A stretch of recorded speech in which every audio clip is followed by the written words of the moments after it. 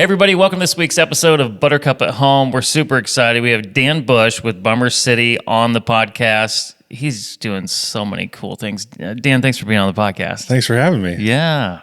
So fill us in, kind of for people that are listening outside the Quad Cities, unpack what you do, what's happening, and how you got into the food business. Sure. Well, I grew up in Davenport, born and raised. When I graduated from high school from Assumption, the goal was to get as far away from the Quad Cities as possible and never come back.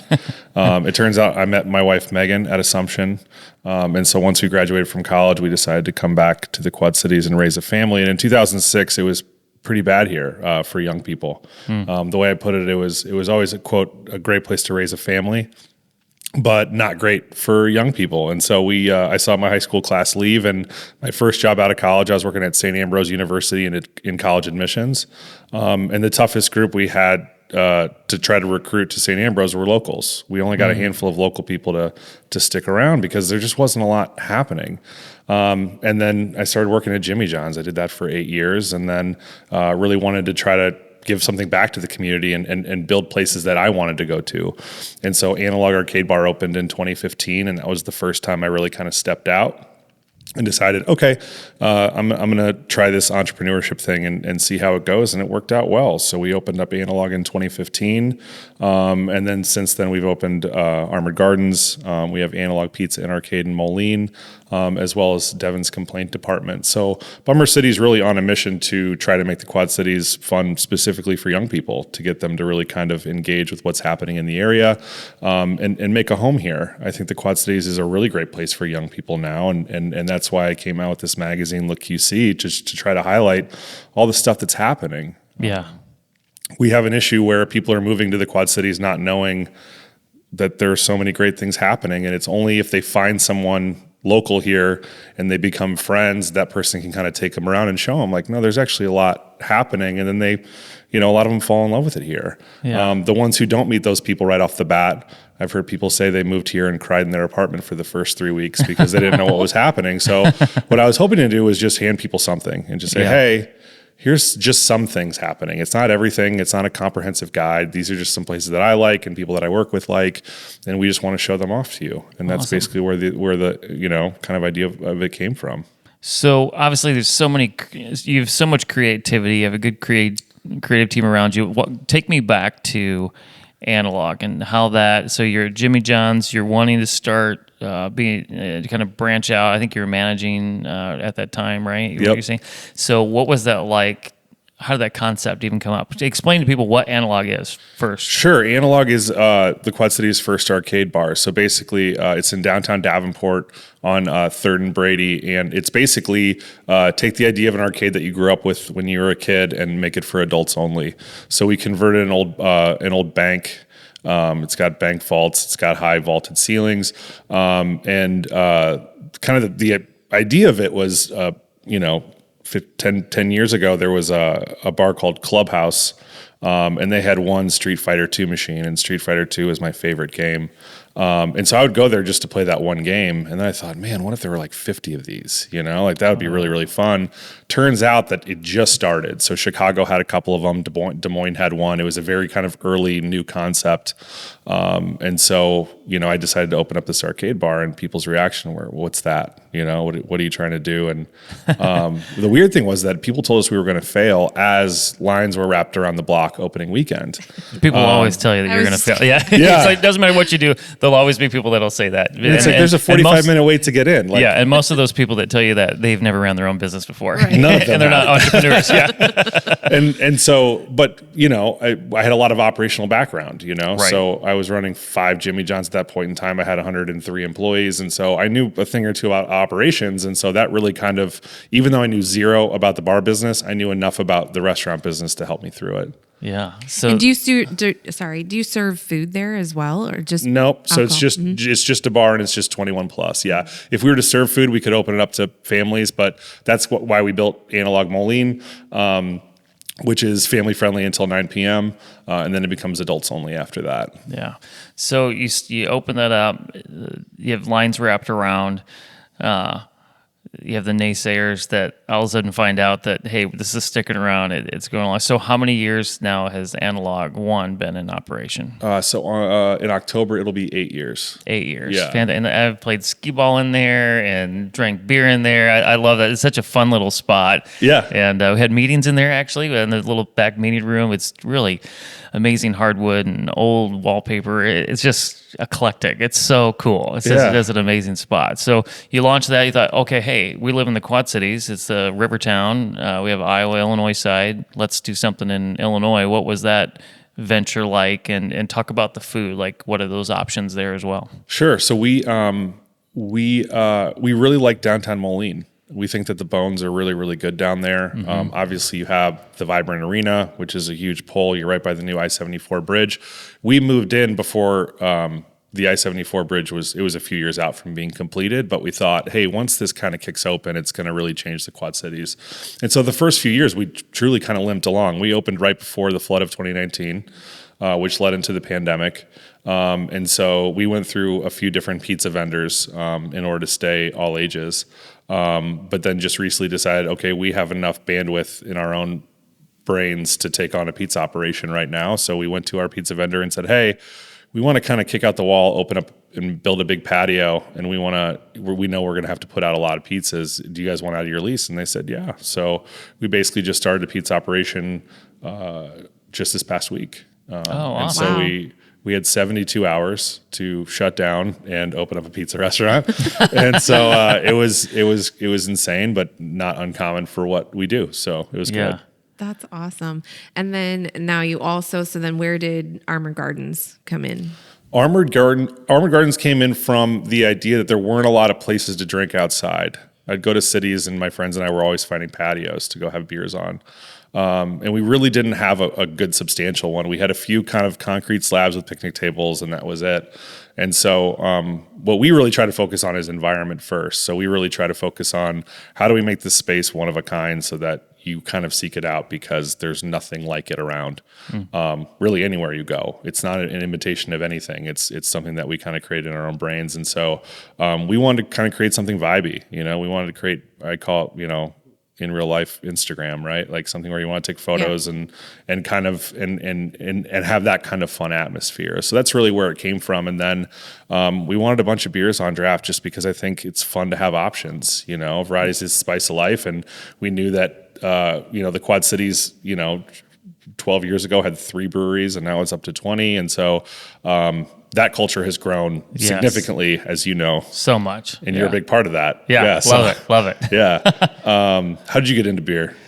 Oh, just drinking beer. So here's my backstory. I've Boston Lager. Sam Adams Boston Lager was my favorite beer in high school. So I was the guy drinking Boston Lager. You're not supposed to drink in high school. Well, we'll cut that out. No, I'm kidding. But Boston Lager was my favorite. So I was the guy drinking craft beer when everybody else was, crushing Keystone or whatever it was. I'm like, but it tastes so horrible. And then that was my journey of really just loving craft beer, getting into it, getting into the science behind it, home brewing, all those pieces. So then fast forward to, obviously married, there's not much around the Quad Cities and there's breweries are popping up, getting excited about that. And then Armored Gardens, you have this place where you said they have a bunch of beer. Folks, it's 100 taps that are on, and just it's so funny to me when people say, I don't like beer. I'm like, well, actually, you just haven't found the beer that you like. And if you want to find a spot where you can test multiple different beers, that's the spot to go because there's just so much to choose from. And even the board, where you guys have it all sectioned out. You have all the styles up there. It tells you how much beer is in the keg. All those beers are just so cool. And I like Armored Gardens. What I remember is we came through COVID and then you had, so that was early spring. It was cold. Everybody was inside.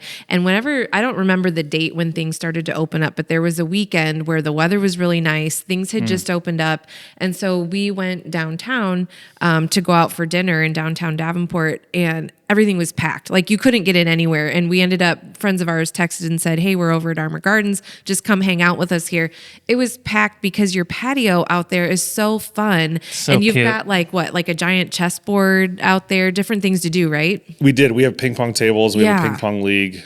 We had to take away the chessboard because we found that people weren't putting the pieces back. Oh. So it just looked messy all the Yeah. time. Oh, And there it you bothered go. me. Yeah. Right? And Yeah. our staff was having to go up and they don't know how to set up a chessboard. And it became a whole thing. I wish we could still have it out, but people kind of left it messy. Yeah. Yeah. It's the same. We used to have giant Jenga out there and people Yeah. would just leave the pieces sprawled all over. So Well, we loved the atmosphere. It was like everybody coming together again, and it was just cool. It was almost like going to a reunion. Like we've Yeah. all been inside, come out to the patio and hang out. So Totally. when I think of COVID, I think of when it ended. We went to Armored Gardens. Totally. I've spent so much time out there on that patio. I love it. And you guys are always changing things, doing something new. You have a brand new mural you guys just did, which is so cool.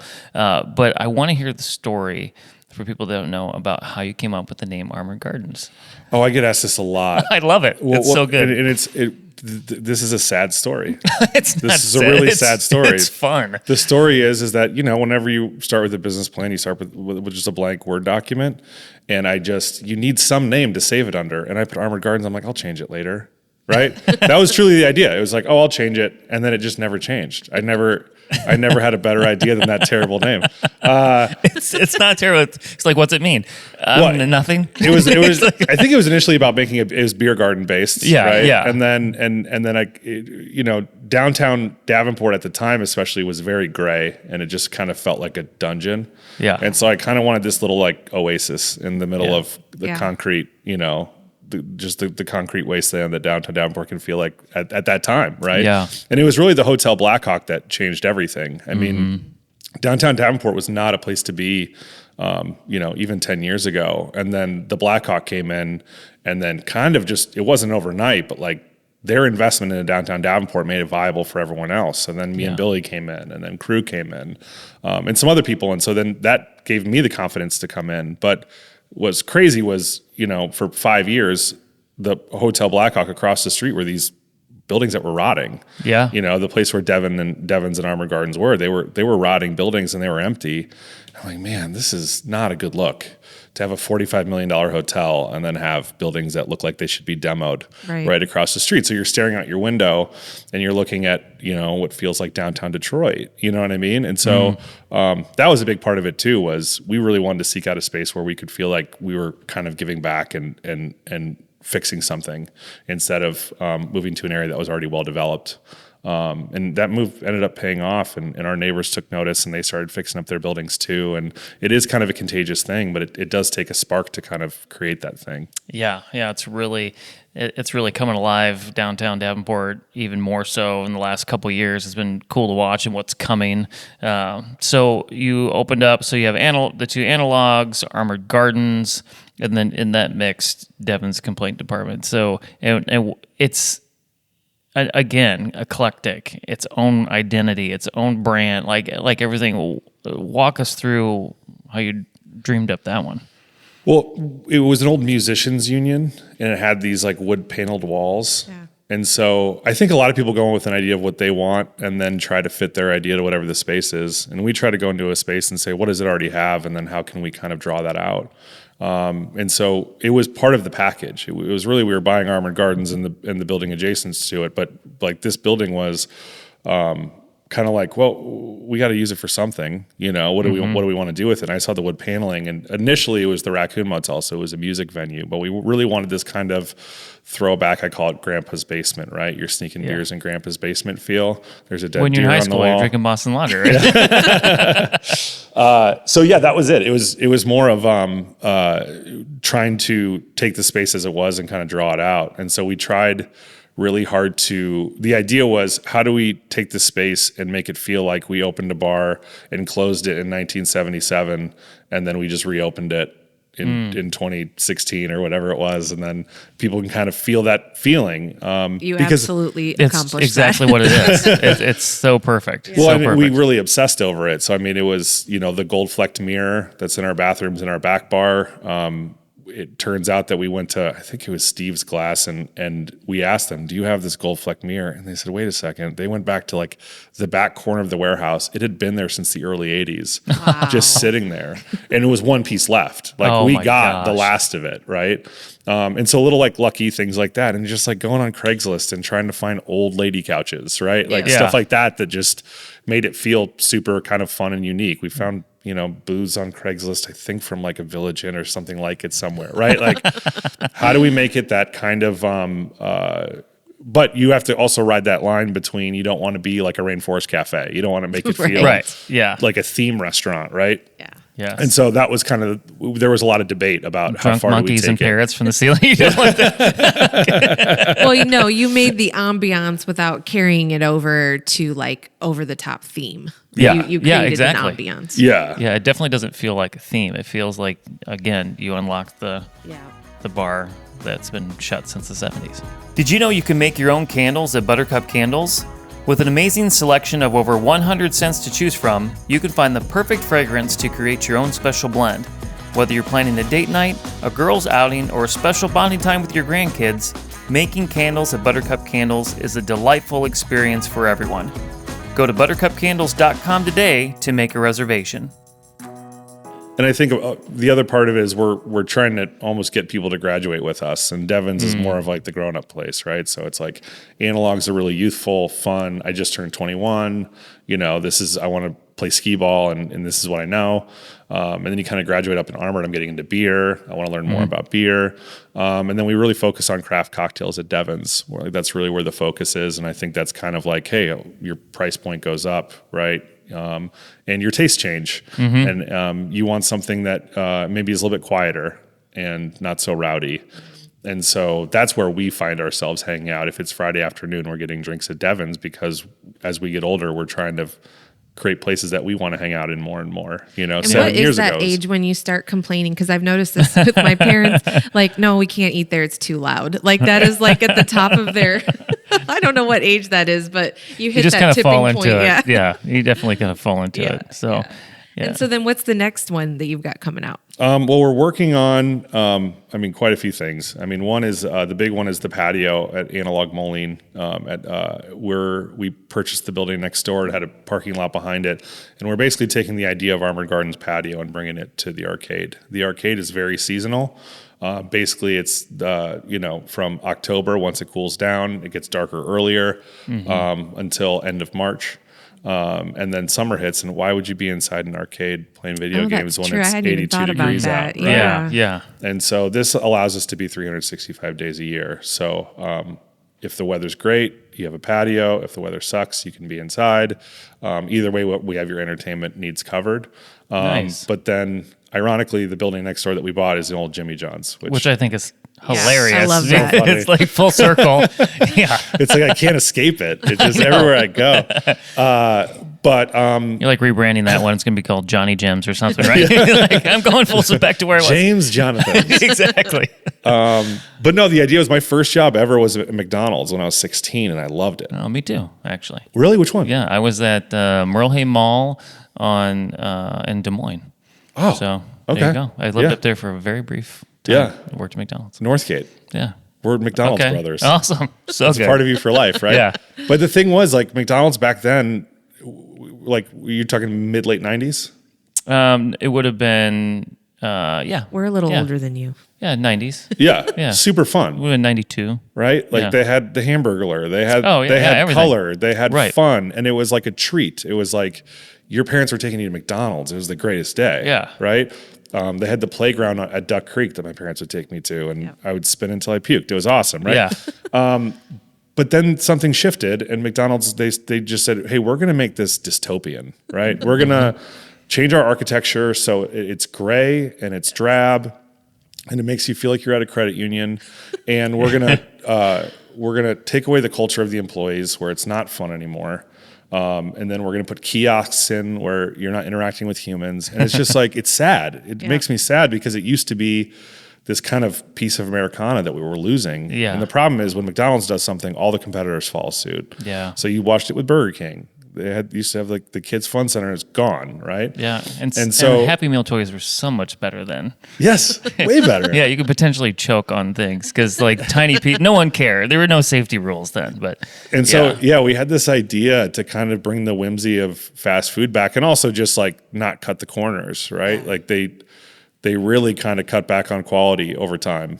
And so what we want to do is kind of put the fun and the quality back in fast food because it's what people know, and people miss it. And I think I also miss that kind of fast food atmosphere. I mean, bars are fun, but there's something about fast food that's really, really fun. And so this will be more family friendly. Will you have alcohol there at all? So yeah, we're calling it the world's first fast food bar. So it will be kind of the same thing, but we're looking at dipped cones, bringing back the soft serve machines that I think are now it's just vanilla, and it's like, where's the twist cone? Right. Yes. It's everything. Yeah, it's everything. Yeah. Hand breaded chicken like that we're frying. Fresh smash burgers, like just the stuff that just kind of brings the quality level up. But it's food that everyone already knows. We're And not when will that reinventing the open? wheel. We're waiting on construction costs to come down. I don't know if you've bid out anything recently, but Right. Not cheap. It'll give you a heart attack, right? And so for us, everything breaks down to monthly payments. Can we float the monthly payment on it? It is right outside our comfort zone. So what we're hoping to do is get this pizza off the ground, get the patio open at Analog, and then hopefully rebid it and get it into a zone that makes sense for us. I think that'll be a great addition so for downtown cool. Moline. That's going to be perfect. There's nothing like that down there. Yeah. Yeah. And you're creating these iconic staples in the Quad Cities, like you said, that are Instagrammable, that people want to come to, take pictures in, and hang out. For not just a quick, like I spent hours at Analog hanging out. It's just a cool vibe. So with that, you're always very involved in the community, very involved with what other people are doing, encourage them. You're definitely a cheerleader, and your teams are cheerleaders for the Quad Cities. So it brings me to Look QC. So unpack that idea. Like I know we talked about it at the beginning, but what was that from concept to completion like?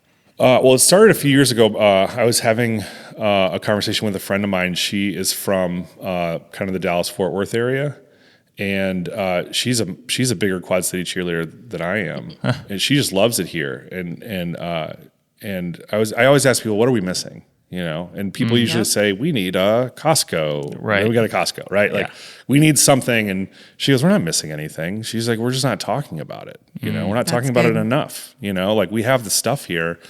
And then when I get an idea stuck in my brain, I don't sleep. Like I just kind of think about it for a long period of time. And the other thing that kept happening was, I sit at the end of the bar for lunch at Armored, and then someone comes in alone and they sit at the bar and we start chatting them up. And it's always, my wife goes to Palmer, so we moved here. I got a job at the River Bandits. I just got transferred to the Arsenal, right? And they're like, what do I do around here? Where do I go?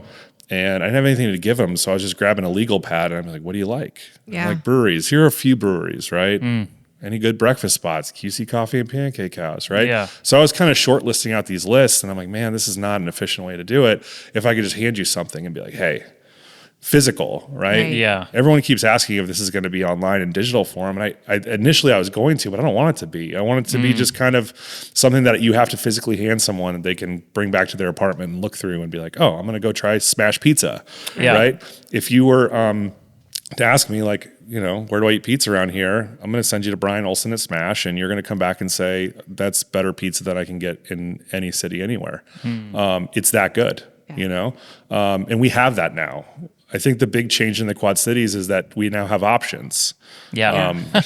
We have choices. We have several events going on in the same weekend at the same time, and you have to choose. That's a new problem that we have here. Totally It is. used to be you're waiting once a month for Right. the Bix or Tugfest or whatever, and now you have a lot going on. You have Food Truck Fight. You have all these different events that are really exciting, and there's more of a small vendor feel. There's more of an entrepreneurial spirit where it's not just big chains coming in and your choice is Olive Garden, Applebee's, or Chili's every weekend. Right. Yeah. So- The And that's- community culture is really not only is it changing and shifting, it's also looking inward in a good way where we're all kind of slowly coming together even more to make this just a fantastic spot. And then I was going to say too, I feel like the Quad Cities, they're amazing at embracing local, handmade, small business. Like they just do such a good job of supporting, I think, those businesses. But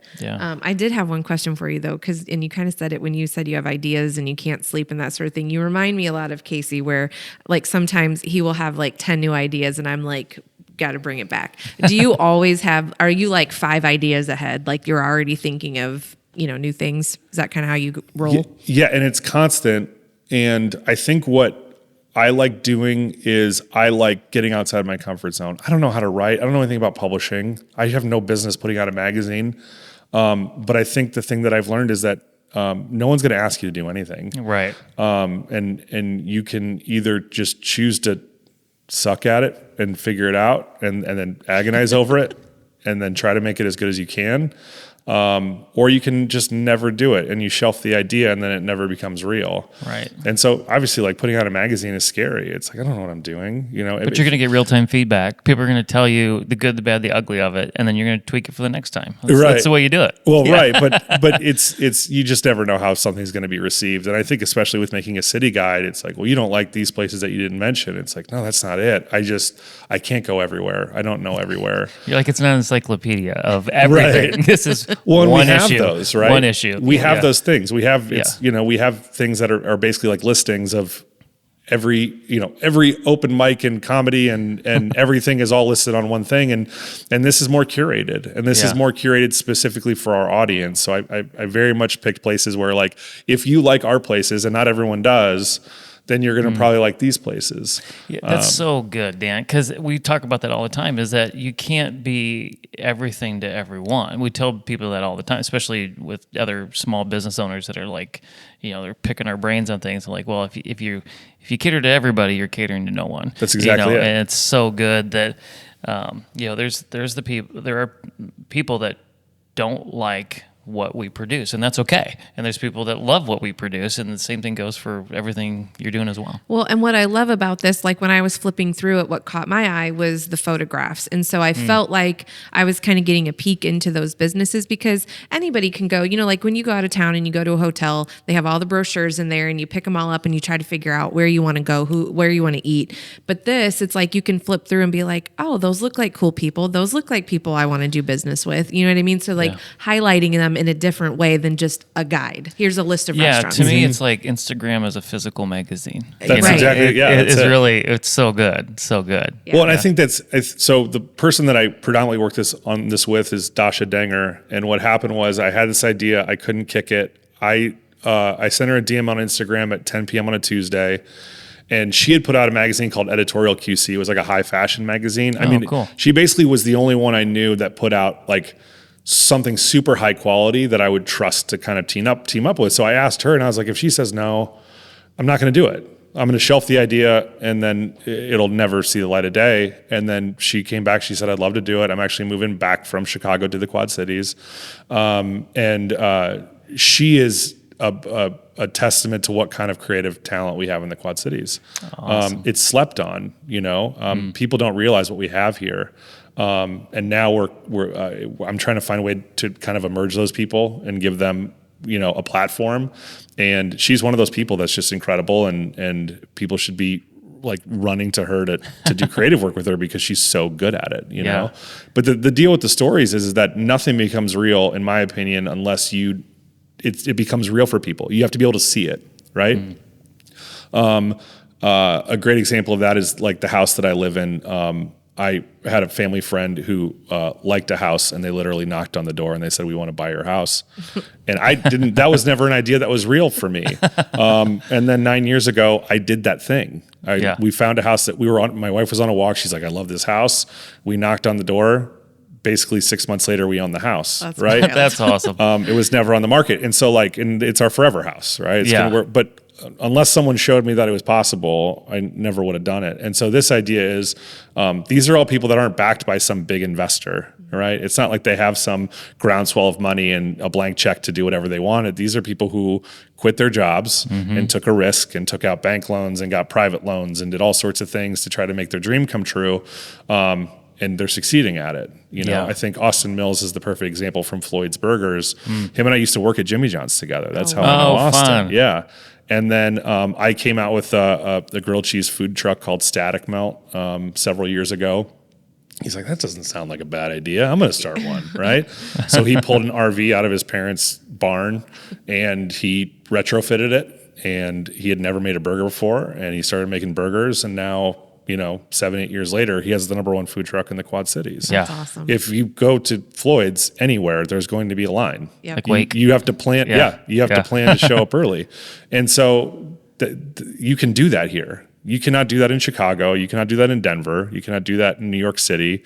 All these other cities, there's so many gatekeepers, and the barrier to entry is so high with the licensing fees. And if you want to get a liquor license anywhere in a big city, you're probably going to need a liquor license lawyer, and that liquor license is going to cost $100,000, right, or more. That's sad. Here, it's you don't have a felony. Okay, it's $2,100, Yeah. right? Like the barrier for entrepreneurship is so low here. We have storefronts that you can rent for $1,500 a month, and that makes it real, right? Yeah. And so what I want to do is I want to show examples of, no, here are people doing it. You can buy an old mansion and turn it into a comedy club, right? The Right. Moultons did that, Yeah. right? Like these are things that can happen here, and the uniqueness of it is not lost on me. Yeah. That's awesome. Love it.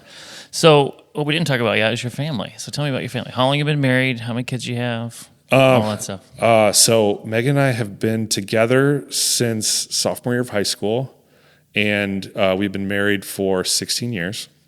Awesome. And so our oldest is Hannah. She's in 7th grade.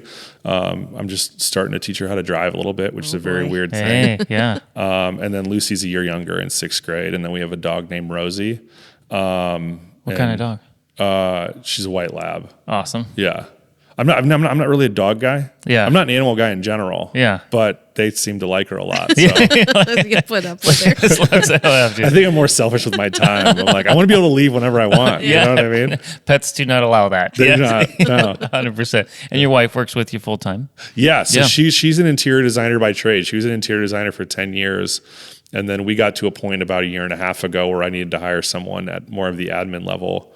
And she's like, anyone you're thinking of? And I'm like, I'm thinking of one person. She goes, who?